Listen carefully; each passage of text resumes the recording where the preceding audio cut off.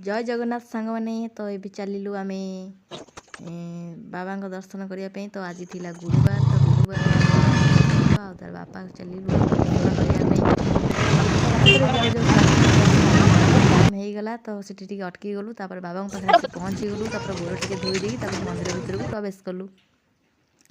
मंदिर भीतर गोटे दुकान था तो सेठू कि फल फूल आउे ठाकुर पाखे दीपटे लगेदेलु।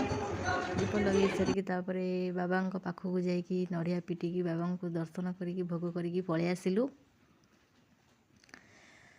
तो बाबा पाखे नना आमको देते भोग आ सहित गोटे गोलाप फूल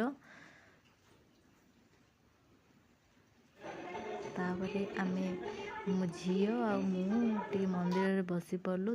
मंदिर चारिपटे टी झीर मोर बुली पड़लु।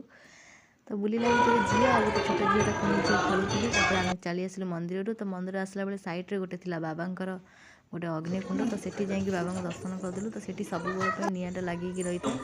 यहाँ हूँ बाबा अग्निकुंड जहाँ कहते। जय जगन्नाथ।